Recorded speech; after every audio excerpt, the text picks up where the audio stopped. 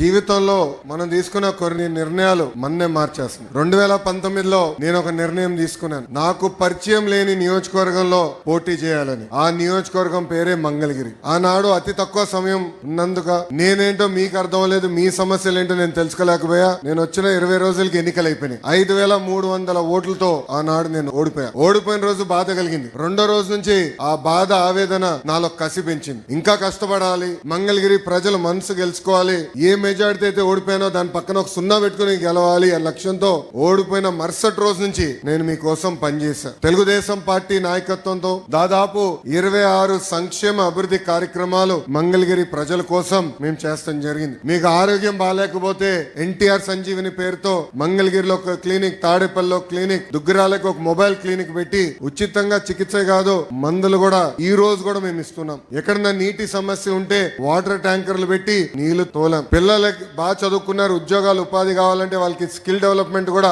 ఆనాడు మేము చేసాం. ఇంకా ఇంట్లో పెళ్లి జరిగితే నేను రాలేకపోతే స్వయంగా బట్టలు కూడా పెడతాం జరిగింది. నిరుపేద కుటుంబాలు సొంత కాలుపై నిలబడాలన్న ఆలోచనతో తోపుడు బండ్లు ఇచ్చాం. మహిళలకి ఆర్థిక స్వాతంత్రం రావాలని కుట్టు మెషినే కాదు ట్రైనింగ్ మరి ఇచ్చి కుట్టు మెషిన్ అందజేసి ఈ రోజు వాళ్ళ పని కూడా మేము కల్పిస్తున్నాం. కోవిడ్ వస్తే ప్రభుత్వం అని మర్చిపోయింది కానీ ఆనాడు నేను మర్చిపోలేదు. ఆక్సిజన్ గాని, మందులు గాని అమెరికా డాక్టర్ల ద్వారా ఆన్లైన్ లో చికిత్స కూడా అందజేశాం. అవసరమైన మందులు ఇచ్చాం. ఇట్లా 26 సంక్షేమ అభివృద్ధి కార్యక్రమాలు మంగళగిరి ప్రజలకి నేను చేశాను. అది మీరు చూసి మొన్న జరిగిన ఎన్నికల్లో అందరికి దిమ్మ తిరిగే విధంగా 91,000 మెజార్టీ నన్ను గెలిపించి మీరు నన్ను శాసనసభకు పంపించారు.